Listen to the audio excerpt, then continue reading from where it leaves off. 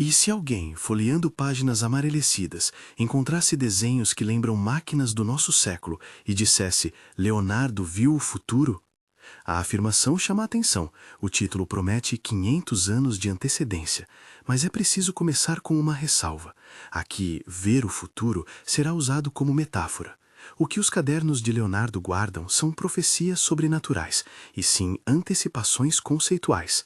Nas linhas e rabiscos, na observação insistente da natureza, há ideias que, lidas com cuidado, parecem apontar para invenções muito posteriores. Veremos 6 desses exemplos e por que essa leitura é ao mesmo tempo sedutora e exigente de qualificação.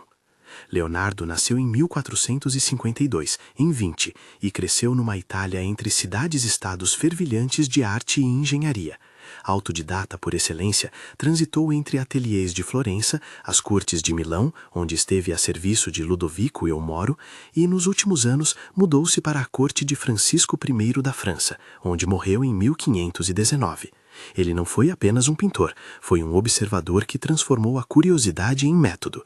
Olhava pássaros, estudava correntes de água, dissecava cadáveres, esboçava engrenagens. Seus cadernos, os códices que hoje nos restam, como o Codex Atlanticus e o Códex sobre o voo dos pássaros, são a memória de um homem que anotava possibilidades, hipóteses e mecanismos.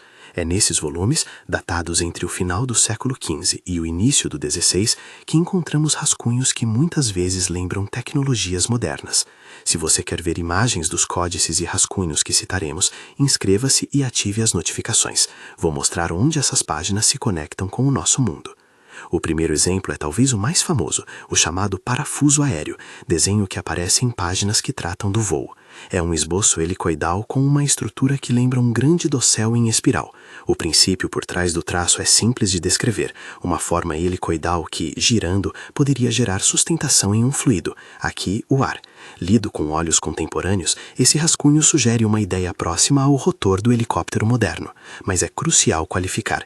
O projeto de Leonardo não incorpora motor a combustão, materiais leves e controle de voo que possibilitam a aviação do século XX. O parafuso antecipa um princípio geométrico do voo, não é um helicóptero funcional segundo os padrões de engenharia modernos. Em termos de visão conceitual, antecipa. Em termos de implementação, faltavam-lhe a tecnologia e a energia necessárias. Logo em seguida, outro desenho chama a atenção, uma máquina envolta como um casco cônico com canhões dispostos em volta, o que hoje se associa à ideia de um tanque.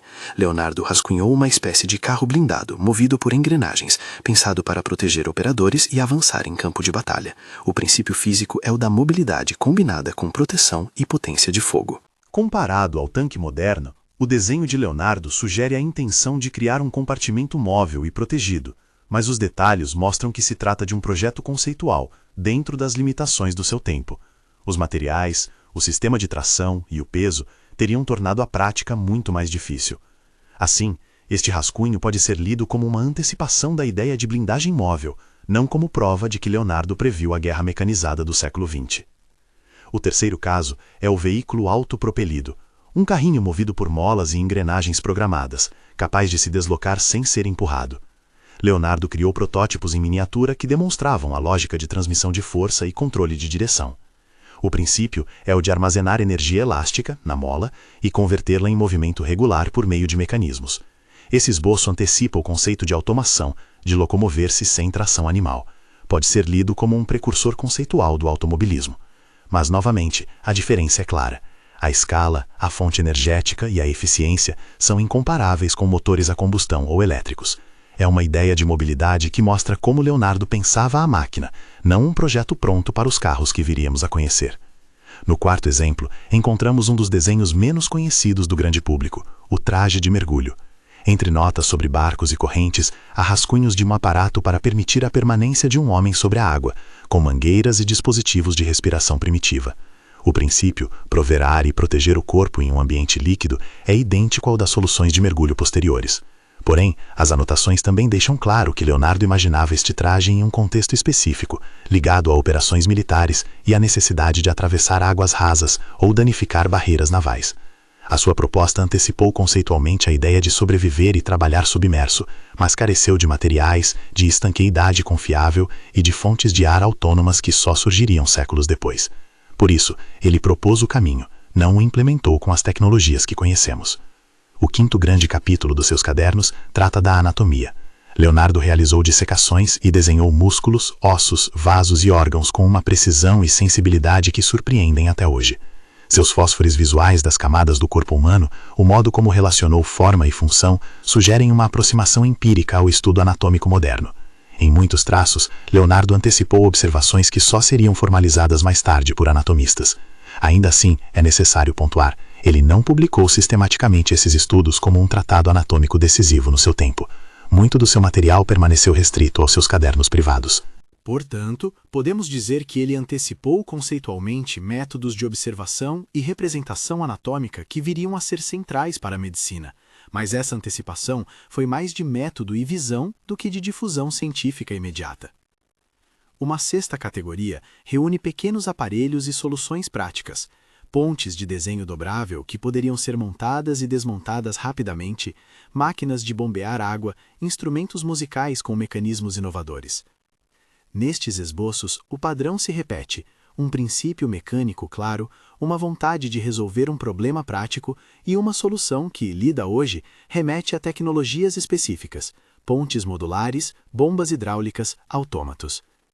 Cada desenho tem sua data aproximada no final do século XV ou início do XVI, e cada um segue a lógica do engenheiro-artista que anota possibilidades. São antecipações funcionais, não são manuais de instrução completamente calibrados para as exigências industriais modernas.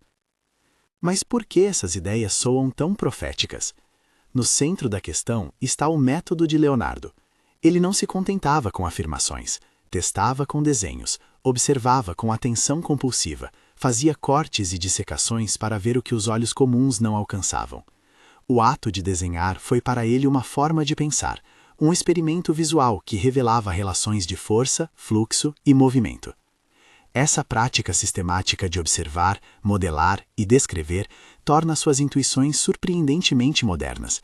Em vez de uma premonição mística, o que se vê é um processo científico embrionário, hipótese, representação, ajuste, que quando traduzido em linguagem contemporânea, soa como previsão. É igualmente importante entender os limites dessa antecipação. Muitas das ideias de Leonardo nunca saíram do papel por razões concretas. Não havia materiais adequados, não existiam fontes de energia compactas e potentes, e o contexto político e econômico nem sempre favorecia a experimentação. Além disso, muitos desenhos eram exercícios de pensamento, talvez pensados para demonstrar inteligência técnica a patronos como Ludovico e o Moro, ou para resolver problemas pontuais. A transmissão do conhecimento também era irregular. Seus cadernos ficaram dispersos, nem sempre consultados por gerações seguintes de engenheiros. Dizer que ele previu tecnologia seria ignorar essas barreiras práticas e sociais. Há, por fim, o risco da leitura anacrônica, enxergar no rascunho o que só veio a existir em outro contexto histórico. O correto é ler as páginas de Leonardo como sementes de possibilidades. Algumas germinaram séculos depois, em ambientes com tecnologias e necessidades diferentes. Outras permaneceram como evidência da fecundidade de sua imaginação. Quando afirmamos que ele foi 500 anos adiantado, estamos, na verdade, reconhecendo a distância entre a intuição técnica dele e a consolidação tecnológica posterior, uma distância que nos revela tanto o gênio de Leonardo quanto as condições históricas que moldam a invenção. No ápice dessa reflexão surge uma imagem. Leonardo não como um profeta no sentido religioso, mas como um profeta do possível, alguém capaz de ampliar o campo do imaginável através da observação e do desenho. Ele nos legou cadernos que funcionam como mapas de futuros plausíveis, não como boletins de acontecimentos, mas como convites a pensar o que pode ser construído. Essa faceta é talvez sua maior lição, a curiosidade persistente transformada em método. Ele nos ensina que imaginar é um primeiro passo necessário e que, muitas vezes, o futuro nasce na mão de quem desenha. Ao fechar estas páginas imaginárias, fica o convite. Mantenha a curiosidade viva. Olhe para o mundo com olhos que não se contentam com respostas prontas. Se há algo profético em Leonardo, é a coragem de perguntar e de anotar. Se gostou deste mergulho nas ideias de Leonardo, curta, inscreva-se e confira nossa playlist sobre inventores que anteviram tempos futuros. Ela aprofunda histórias parecidas e mostra como a imaginação humana foi, repetidas vezes, semente de tecnologia.